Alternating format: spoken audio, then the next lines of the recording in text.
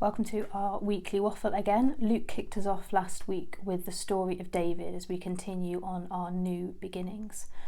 David was someone, as Luke said, who was overlooked, underestimated, and last in line when it came to being noticed, recognised as successful or powerful.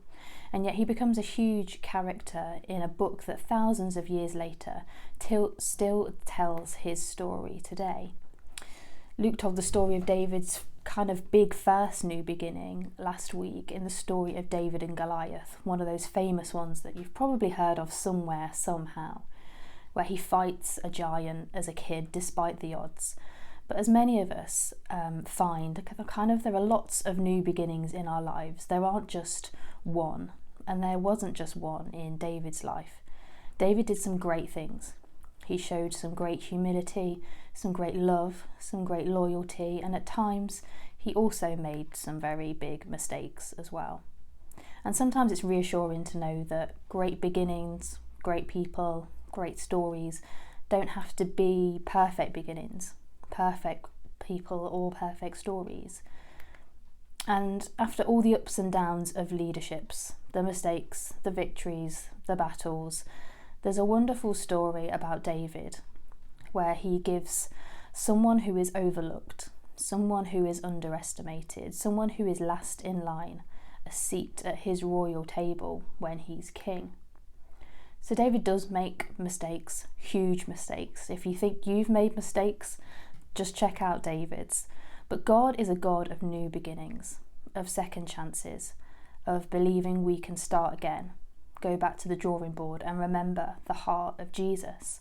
Love, grace, humility, lifting people up, caring for others and getting back on track to living those out and those being our priority.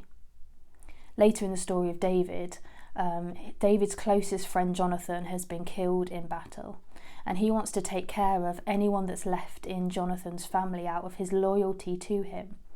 And there is one person, but he is a slave and he's unable to walk, so he's unable to work in those times, which in those days would make him incredibly vulnerable. And David gives him not just a meal at his table, but a place in his family. He remembers what it feels like, what it means to be overlooked, to be underestimated, to be last in line, and he seats him at his royal table. His name was Mephibosheth. But if we can compare David's royal table to God's royal table, that could be any one of us. God doesn't overlook us. God doesn't underestimate us. God doesn't forget us. We're not last in line with God. We're not only given a meal at God's table, but a place in their family.